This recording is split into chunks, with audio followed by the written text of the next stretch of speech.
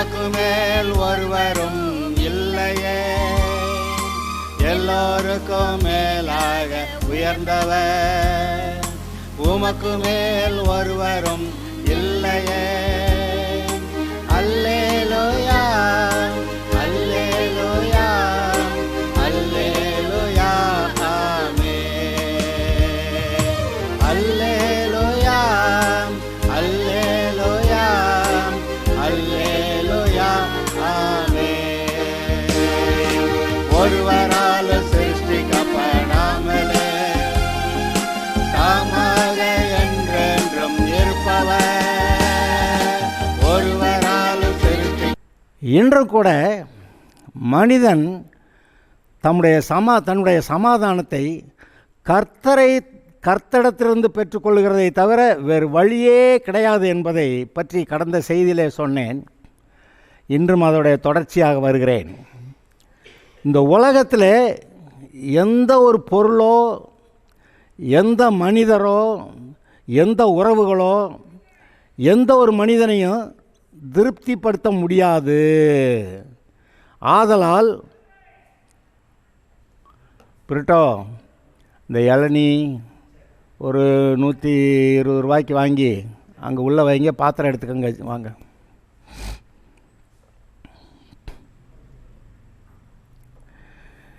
எனவே கர்த்தரை தேடி கர்த்தருக்கு காத்திருந்து அமர்ந்திருந்து அவருடைய பிரசன்னத்தில் அவரோட கூட ஐக்கியமாக இருந்து அந்த திருப்தியை பெறுகிறதே ஒரே வழி என்று நான் இப்போவே சொல்லிடுறேன். கடைசியில் சொல்லி முடிக்கிறத அப்படி தான் முடிப்பேன், ஆனால் இப்போவே சொல்லிடுறேன்.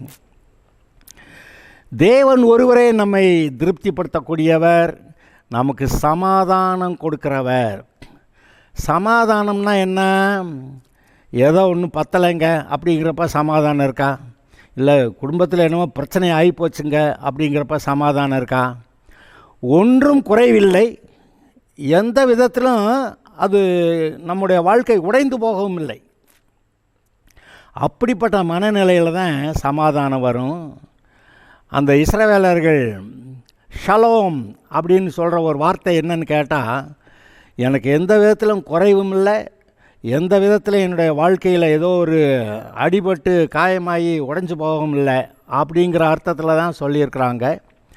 ஷலோம்ங்கிறது தேவனிடத்திலே நமக்கு கிடைக்கிற ஐக்கியம், அதனால் உண்டாகிற சந்தோஷம். தேவனுடைய ராஜ்யம் புசிப்பும் குடிப்பும் அல்ல, அது நீதியும் சமாதானமும் பரிசுத்த ஆவியினால் உண்டாகும் சந்தோஷமாக இருக்கிறது.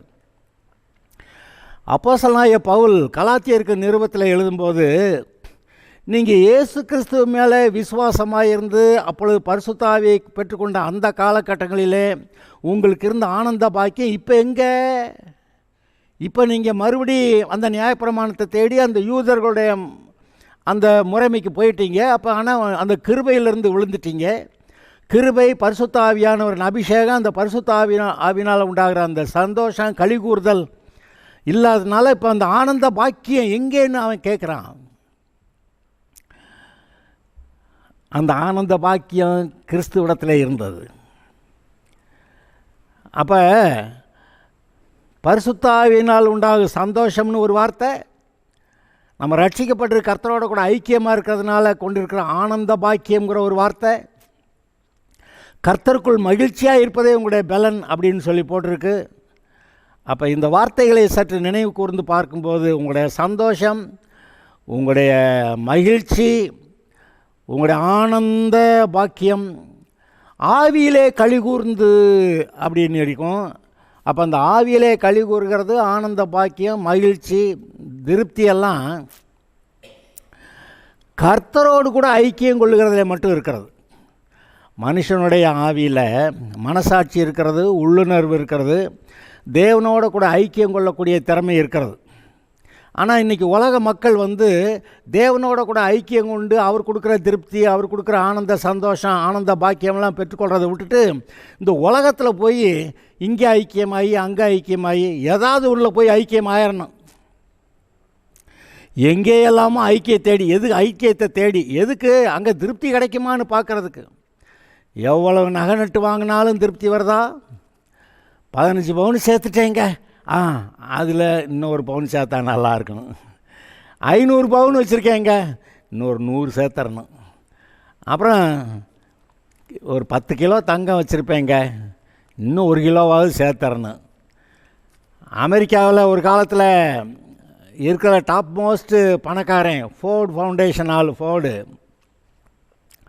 கம்பெனி காரு நிறுவின ஆள் அவன். அப்போ தான் அவன் வந்துட்டு உலகத்தில் பெரிய பணக்காரன் அவன் தான். உனக்கு என்னையா வேணும்னு, உலகத்தில் உனக்கு என்ன வேணும்னு போய் யாரோ கேட்டிருக்கிறாங்க.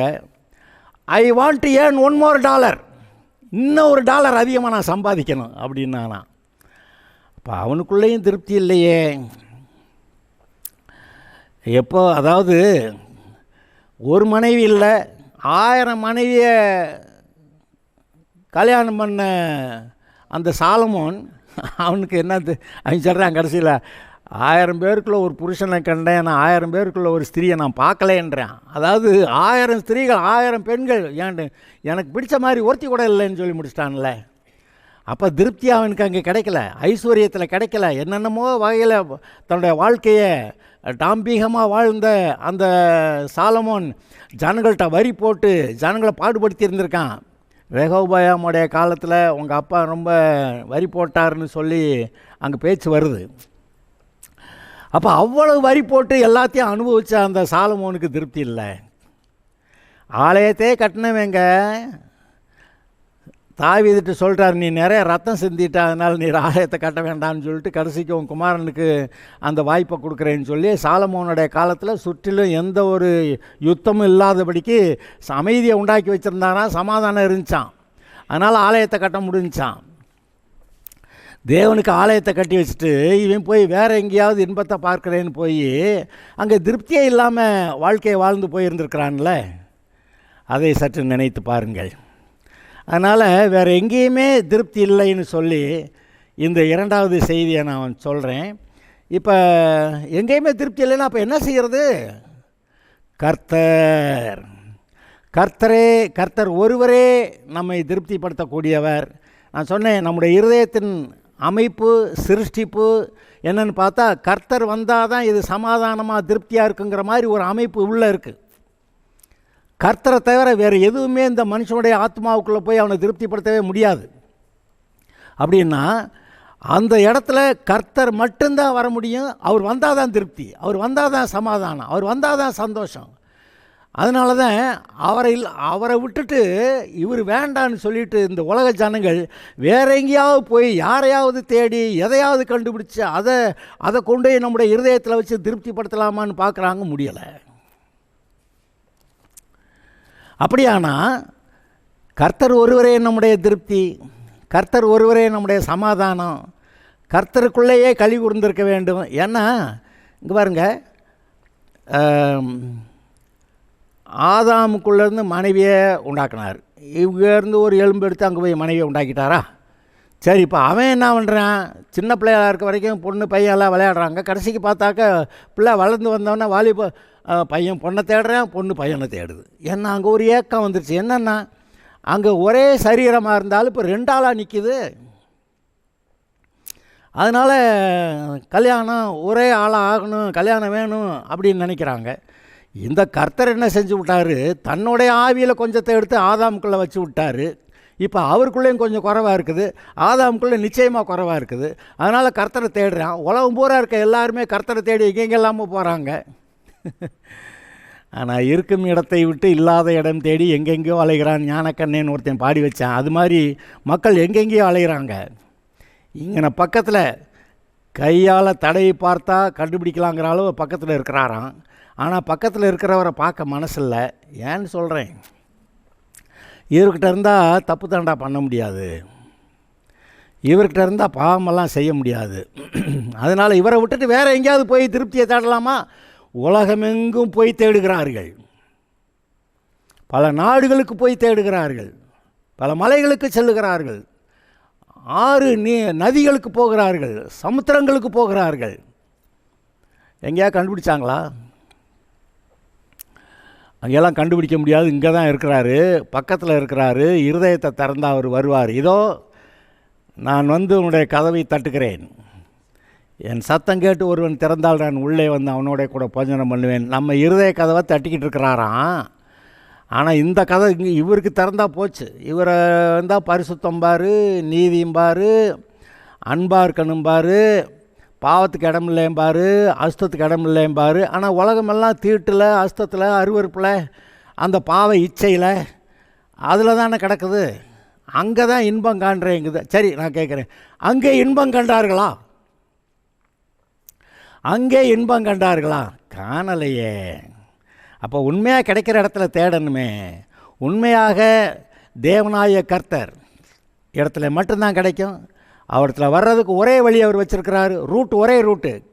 இயேசு சொல்கிறார், நானே வழியும் சத்தியமும் ஜீவனுமாயிருக்கிறேன், என்னால் என்று ஒருவனும் பிதாவாகிய தேவனிடத்தில் வரமாட்டான். அப்படி போட்டார். ஏன்னா வழி? இவர் ஒருத்தர் தான் பாவத்தை தொலைக்கிறவர். அதுக்காக பாவத்தை தொலைக்கிறதுக்கு பரிகாரம் பண்ணது இவர் ஒருத்தர் தான். அதனால் இவர் ஒருத்தர் தான் பாவத்தை போக்க முடியும், அந்த பிதாவாகி தேவனோட இணைச்சி வைக்க முடியும். அப்படி இணைஞ்சிருக்கிறப்ப தான் இவனுடைய இருதயத்துக்குள்ளே சமாதான திருப்தி வரும். வேறு எந்த விதத்திலும் திருப்தி வராது. நான் சொல்லுவேன், மணவாளனாகிய இயேசு மணவாட்டியாகிய சபையோடு கூட எப்படி இன்பமாக இருக்கிறார்களோ அதுபோல் அதுக்கு நிழலாக, அதுக்கு சாயலாக இந்த பூமியில் மனிதர்கள் கணவன் மனைவியுமாக இருந்து அந்த இன்பத்துக்கு ஏறக்குறை இணையாக இருக்கக்கூடிய ஒரு இன்பத்தை பெற்றுக்கொள்ளலான்னு தான் கணவன் மனைவியாக ஏற்படுத்தினார். அது ஆரம்ப கட்டத்தில் கணவன் மனைவி உறவெல்லாம் சந்தோஷமாக இருக்குது. அப்புறம் போக போக பிரச்சனையாகி ஏன்டா கல்யாணத்தை பண்ணோன்னு, ஏன்டா பிள்ளைகளை பெற்றுக்கிட்டோம்னு எவ்வளோ பேர் ஒரு நேரம் இல்லாட்டி ஒரு நேரம் யோசிக்கிறாங்க. ஆனால் தெரியணும், நம்முடைய தேவன் இவ்வளவா ஆசீர்வதித்தாலும் கூட நம்முடைய உண்மையான திருப்தி தேவனிடத்தில் மட்டும் இருக்கிறது. அது கர்த்தராகிய இயேசு கிறிஸ்து மூலமாக மட்டும் வருகிறது. ஏன்னா தேவனோடு நம்மளை இணைச்சி வைக்கிறதே, நம்முடைய பாவத்தை தொலைச்சி நம்மளை தேவனோட பரிசுத்தமாக்கி தேவனோட இணைச்சி வைக்கிறதே இந்த இயேசு கிறிஸ்து தான். ஆதலால் இந்த ஒரு காரியம் மட்டுமே திட்டமாய் சொல்ல முடியும். இப்பொழுது வேறு சில வசனங்களை நான் உங்களுக்கு சொல்லி இதை காட்ட விரும்புகிறேன். உங்களுடைய இருதயம் திறந்திருக்க கடவது.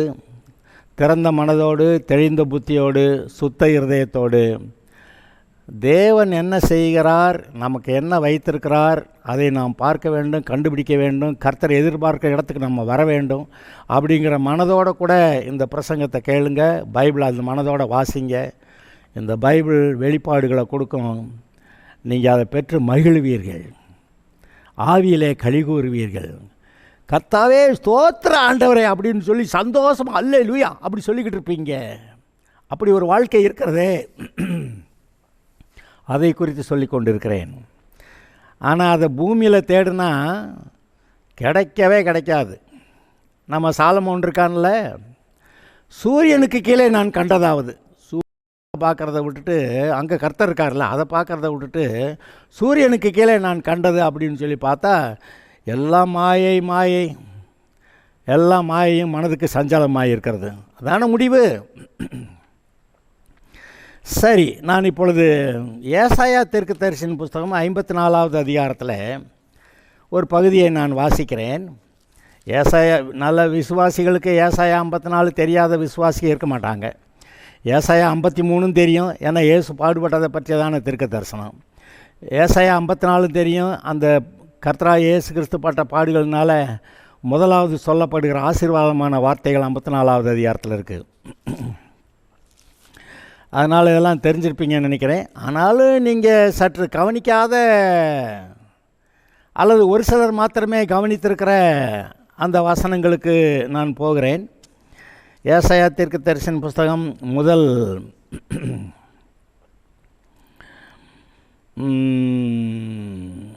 6 வசனங்களை நான் வாசிக்கிறேன்.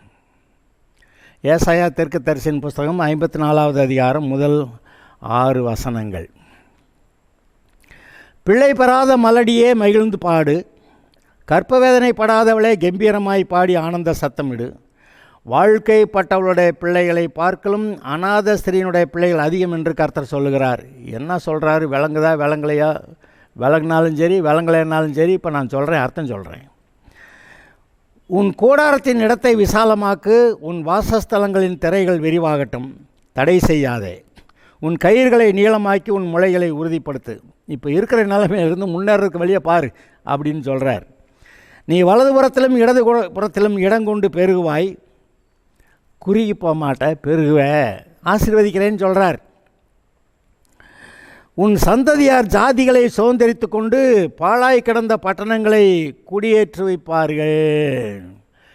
எதிரிகள் வந்து பட்டணத்தை அழித்து பாழாக்கி போட்டு அந்த பாழான நிலைமையில் இப்படிப்பட்ட ரொம்ப காலம் வாழ்க்கையை ஓட்டிட்ட என்னுடைய மகனே மகளே, கர்த்தர் கூப்பிடுறாரு. இப்போ பயப்படாதே, நீ வெட்கப்படுவதில்லை, நானாதே, நீ லட்சை அடைவதில்லை. உன் வாலிபத்தின் வெட்கத்தை நீ மறந்து, வாலிபம் சந்தோஷமாக இருக்கிறதில்ல, அங்கிட்டு சைட் அடிக்கலாம் அங்கிட்டு சைட் அடிக்கலாம், பொண்ணை பார்க்கலாம் பையனை பார்க்கலாம், அதுக்காக காத்திருக்கலாம், உட்காந்துருக்கலாம். பொண்ணு வர வரைக்கும் உட்காந்துருக்கேன், அதில் ஒரு சந்தோஷம் இருக்குதுங்கிறேன். பையனை பார்க்க வரைக்கும் இது காத்திருக்குது, அதில் கூட ஒரு சந்தோஷம் இருக்குதுங்குது. வருத்தமாக இருக்குது, ஆனால் சந்தோஷமாக இருக்கான். என்னையா அது? உன் வாலிபத்தின் வெட்கத்தை நீ மறந்து உன் விதவியிருப்பின் நிந்தையை நீ நினையாதிருப்பாய். வாலிபத்தில் சந்தோஷமாக சைட் அடிச்சுக்கிட்டு தெரியும், அதெல்லாம் இல்லாமல் போய் கடைசிக்கு வெட்கமாகி போச்சான். வாலிபத்தின் வெட்கத்தை. அப்போ ஏதோ தப்பு தண்டா காரியம் நடந்துட்டதுனால எல்லா ஜனங்களுக்கு முன்னாடி கேவலப்பட்டு நிற்கிறது. பார்த்தா அக்கிரமக்காரன் அநியாயக்காரன் அவெல்லாம் நல்லா கல்யாணம் பண்ணி நல்லா குடும்பத்தை பிள்ளை வெட்டிகளை பார்த்துக்கிட்டு நல்லா இருக்கிறான். ஆனால் நம்ம கொஞ்சம் ஆண்டவருடைய பிள்ளையாக இருந்தேன்னு சொல்லிக்கிட்டு கடைசிக்கு ஏதோ ஒரு தப்பாக பண்ணி அதில் எல்லாம் குழப்பமாகி வாலிபத்தில் உண்டான வெட்கம். வாலிபத்தின் வெட்கத்தை நீ மறந்து உன் விதவையிருப்பின் நிந்தையை நீ நினையாதிருப்பாய். போச்சுங்கடா, புருஷன் செத்து போயிட்டா இப்போ விதவை, எந்த காரணத்தில் சத்தானுங்க போடலை. ஆனால் ஒன்று, இவளுக்கு இருந்த அந்த இன்பம், சந்தோஷம், சமாதானம், நிம்மதி, வருமானம், எல்லா பாதுகாப்பு எல்லாம் எடுபட்டு போச்சு. நவோமி இங்கே பெத்லகேமில் சாப்பாடு இல்லைன்னு, அப்பத்தின் வீடு பெத்லகேம், இங்கே சாப்பாடு இல்லைன்னு அங்கே மோவாப் தேசத்துக்கு போய் குடியிருந்தா. புருஷன் செத்து போயிட்டான். அப்புறம் 2 மகன்களுக்கும் கல்யாணம் பண்ணி வச்சாக்க 2 மகன்களும் செத்து போயிட்டாங்க. அந்த 2 மருமகளுக்கு இருக்கிறாங்க. அப்போ சொல்கிறான், நீ எல்லாம் 2 பேரும் போங்க, உங்கள் அப்பா வீட்டுக்கு தானே போங்கன்னா, ஒருத்தி போகிறேன்னு போயிட்டான், இன்னொருத்தி இங்கே இவ்வளோ பிடிச்சிக்கிட்டான். உன்னுடைய தேவன் என்னுடைய தேவன், உன்னுடைய ஜனங்கள் என்னுடைய ஜனங்கள், உன்னை விட்டு நான் பிரிய மாட்டேன் அப்படின்னு சொல்லிட்டான். அந்த நவோமி அந்த ரூத்துக்கிட்ட பெற்ற சந்தோஷம் ஒரு குறிப்பிட்ட அளவு சந்தோஷம், அது உண்மையான சந்தோஷம். ஆனாலும் ரூத் எங்கே தன்னுடைய திருப்தியை பார்க்குறான்னா, நவோமியோடைய தேவன்கிட்ட. இந்த செய்தி அங்கே போவாஸுக்கு போகுது. அவன் சொல்கிறான், நீ உன் ஜனங்களெல்லாம் விட்டுட்டு இஸ்ரவேலின் தேவனாகிய கர்த்தருடைய சட்டைகளின் கீழ் அடைக்கலமாய் வந்த உனக்கு தேவன் அதிகமான ஆசீர்வாதத்தை கொடுப்பாராக, நல்ல ஆசீர்வாதம் உண்டாக கடவதாக அப்படின்னு ஆசீர்வதிக்கிறான். எப்படி? இஸ்ரவேலின் தேவனாகிய சட்டைகளின் கீழ் அடைக்கலமாய் வந்த உனக்கு. கடைசிக்கு பார்த்தா அவனே அவளை கல்யாணம் பண்ணிக்கிறான்.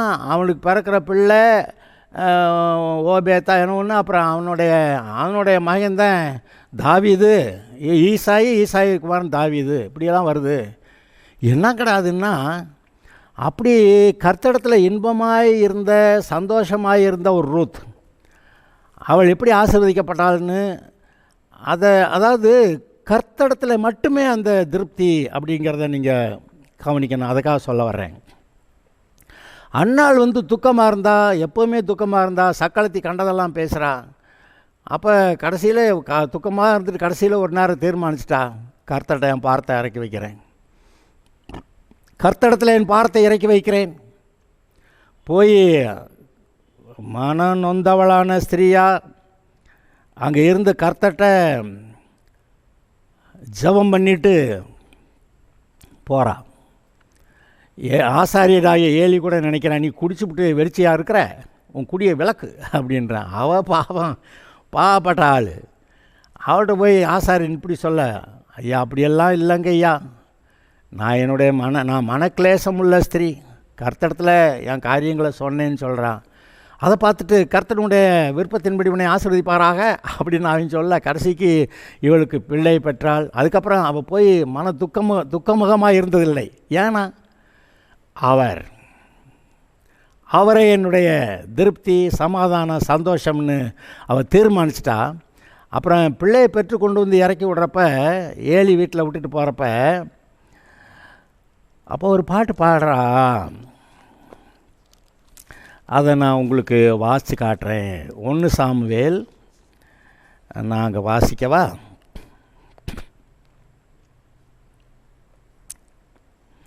ரெண்டாவது அதிகாரம். அப்பொழுது அன்னாள் ஜெபம் பண்ணி தன் இருதயம் கர்த்தருக்குள், என் இருதயம் கர்த்தருக்குள் களி கூறுகிறது. எங்கே?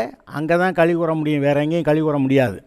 என் இருதயம் கர்த்தருக்குள் களி கூறுகிறது, என் கொம்பு கர்த்தருக்குள் உயர்ந்திருக்கிறது, என் பகைஞரின் மேல் என் வாய் திறந்திருக்கிறது. உம்முடைய ரட்சிப்பினாலே சந்தோஷப்படுகிறேன். எதில்? ரட்சிப்பினாலே சந்தோஷப்படுகிறேன். கர்த்தரை போல பரிசுத்தம் உள்ளவர் இல்லை, உண்மையல்லாமல் வேறொருவரும் இல்லை, எங்கள் தேவனைப் போல ஒரு கண்மலையும் இல்லை. இனி மேட்டிமையான பேச்சை பேசாதிருங்கள். யார்? சக்கலத்தையை பற்றி சொல்கிறாளோ. அகந்தையான பேச்சு உங்கள் வாயிலிருந்து புறப்பட வேண்டாம். கர்த்தர் ஞானமுள்ள தேவன், அவர் செய்கைகள் யதார்த்தம் அல்லவோ. அந்நாள் மாதிரி இருக்கிற நிலைமையில் இருக்கீங்களா? கர்த்தரை சார்ந்துக்கங்க. இந்த மாதிரி பாடலை நீங்கள் பாடுவீங்க. பலவான்களின் வில் முறிந்தது, தள்ளாடினவர்களோ பலத்தினால் எடை கட்டப்பட்டார்கள். திருப்தியாக இருந்தவர்கள் அப்பத்துக்காக கூலி வேலை செய்கிறார்கள், பசியாக இருந்தவர்களோ இனி பசியாக இறார்கள். மலடியாக இருந்தவள் 7 பெற்றால், அநேகம் பிள்ளைகளை பெற்றவர்களோ பலட்சயப்பட்டாள். கர்த்தர் கொல்லுகிறவரும் உயிர்ப்பிக்கிறவருமாய் இருக்கிறார். அவரே பாதாளத்தில் இறங்கவும் அதிலிருந்து ஏறவும் பண்ணுகிறவர். இயேசுவை பாதாளத்துக்கு இறக்குனவரும் அவர் தான், அங்கேருந்து ஏறி வர பண்ணவரும் கர்த்தர் தான். கர்த்தர் தரித்திரம் அடைய செய்கிறவரும் ஐஸ்வர்யம் அடைய பண்ணுகிறவருமாய் இருக்கிறார். சிலர் தரித்திரத்தை கொண்டு போய் விடுறாரா, அதுவும் அவர் தான். ஐஸ்வர்யத்தை கொடுக்குறாரா, அதுவும் அவர் தான். அவர் தாழ்த்துகிறவரும் உயர்த்துகிறவருமாக இருக்கிறார். என் சக்கலத்தை உயர்ந்திருக்கிறா, நான் தாழ்ந்திருக்கிறேன், ஆனால் கர்த்தர் மாற்றிடுவார். அவர் சிறியவனை புழுதியிலிருந்து எடுத்து எளியவனை குப்பையிலிருந்து உயர்த்துகிறார். என்னை உயர்த்துறாரு, உங்களை உயர்த்துறாரா? ஓகே. அவர்களுடைய பிரபுக்களோட உட்காரவும் செய்கிறார். புழுதியிலிருந்து தூக்கி பிரபுக்களோட உட்கார பண்ணுறாராம். மகிமையுள்ள சிங்காசனத்தை சுதந்திரிக்கவும் பண்ணுகிறார். பாருங்கடா, மகிமையுள்ள சிங்காசனத்தை சுதந்திரிக்கவும் பண்ணுகிறார். பூமியின் அஸ்திபாரங்கள் கர்த்தருடையவைகள், அவரே அவைகளின் மேல் பூச்சக்கரத்தை வைத்தார். அவர் தமது பரிசுத்தவான்களின் அந்த வார்த்தை சரியாக இருக்கா? பரிசுத்தவான்களின் பாதங்களை காப்பார்ன்றது கரெக்டாக? பாதகங்களை ஒரு மிஸ்டேக் அங்கே இருக்குது, எழுத்து பிழை. பார்க்குறவங்க குறித்து வச்சுக்கோங்க. 1 சாமுவேல் 2:9 வசனம். அவர் தமது பரிசுத்தவான்களின் பாதங்களை காப்பார். துன்மார்க்கர் இருளிலே மௌனமாவார்கள். பலத்தினால் ஒருவனும் மேற்கொள்வதில்லை. கர்த்தரோடே வழக்காடுகிறவர்கள் நொறுக்கப்படுவார்கள். வானத்திலிருந்து அவர்கள் மேல் முழங்குவார். கர்த்தர் பூமியின் கடையாந்தரங்களை நியாயந்தீர்த்து தாம் ஏற்படுத்தின ராஜாவுக்கு பலன் அளித்து. அவர் ஏற்படுத்தின ராஜா யார்? இயேசு.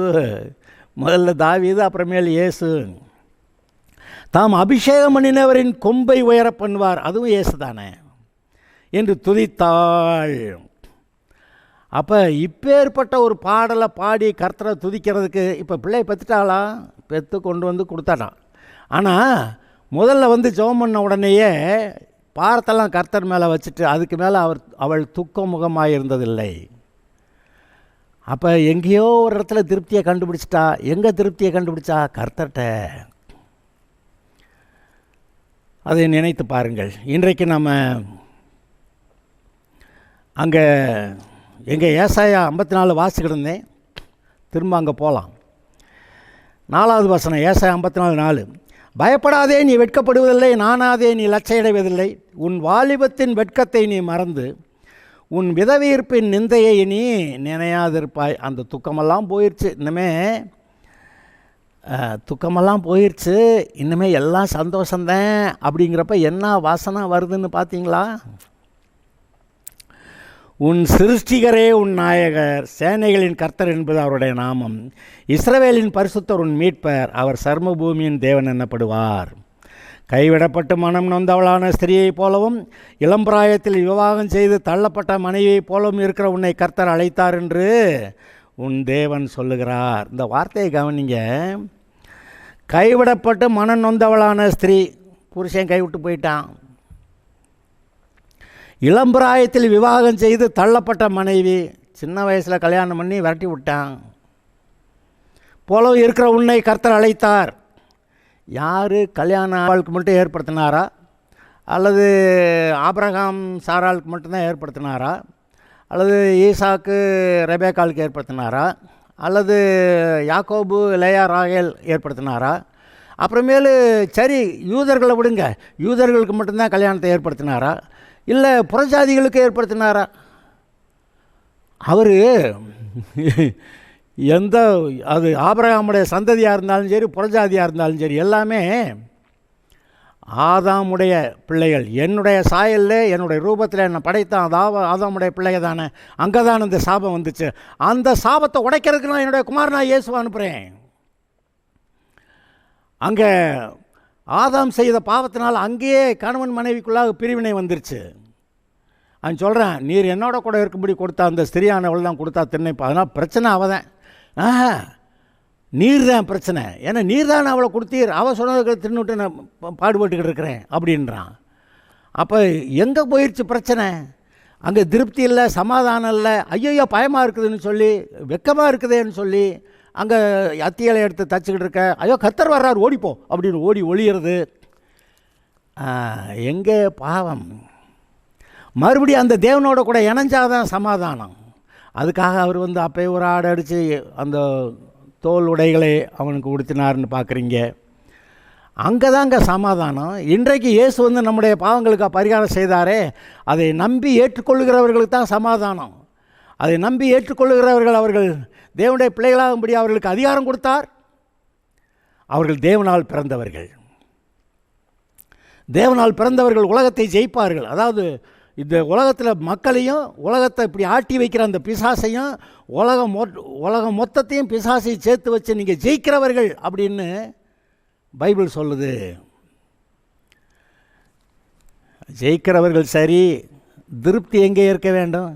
நான் சொல்லுகிறேன், இன்றைக்கு சொல்லுகிறேன், யாரெல்லாம் பரிசுத்த ஆவியில் நிறைந்து கர்த்தரிடத்திலே மனமகிழ்ச்சியாய் ஆனந்த களிப்போடு கூட சந்தோஷமாக இருக்கிறார்களோ அவர்களே பரிசுத்த ஆவியின் பலனை பெற்று தேவன் நம்மை எதற்காக எப்படி வாழ வேண்டும் என்று விரும்பினாரோ அதுபோல வாழ்க்கையை நாம் வாழ முடியும்.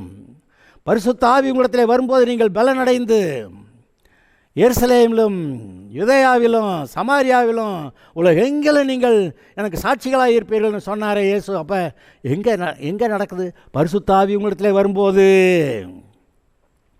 அப்போ பரிசுத்த ஆவியில் நிறைந்திருக்கக்கூடிய பொறுப்பு நம்முடையது. அவர் ரெடியாக இருக்கிறார்.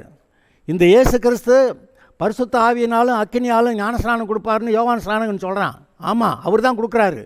நான் போனால் தான் அவர் வருவார், நான் போய் வேற ஒரு தேற்றாளவாக நான் அனுப்புகிறேன் அப்படின்னு சொல்கிறாரு. இயேசு பரிசுத்த ஆவியானவர் வந்தவரை அங்கே விட்டுவிட்டு நம்ம யாரும் பரிசுத்த ஆவியில் நிரம்பாமல் அப்படியே சாலம் பண்ணிக்கிட்டே போகிறது, அது என்ன சரியா? இயேசு அவ்வளவு பாடுபட்டு சிலுவை பாடுகள் பட்டு அவர் மரித்து உயிர்த்தெழுந்து நான் உனக்காக இன்னொருத்தரை அனுப்புகிறேன்னு போனால் அவர் வந்தவர் பார்த்துட்டு இப்படியே எங்கே நம்மளை ஒருத்தரும் பார்க்க மாட்டேங்கிறான். எல்லாம் அவன் இந்த உலகத்தில் இருக்க இந்த இன்பங்களை தேடி ஓடுறான். அது ஓடுறான், இங்கே ஓடுறான், அங்கே ஓடுறான். கடைசிக்கு பார்த்தா சில ஆளுக்கு கூட இருக்கிறவங்க கூட எதையாவது சொல்லி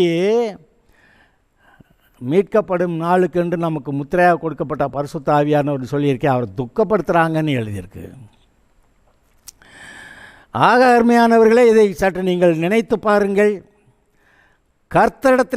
கர்த்தரிடத்திலே மாத்திரம் உங்களுக்கு சமாதானம் திருப்தி உண்டாகுமே ஒழிய வேறு எங்கேயும் உண்டாகாது. நல்ல மனைவி இருந்தால் சந்தோஷம், நல்ல புருஷன் இருந்தால் சந்தோஷம்.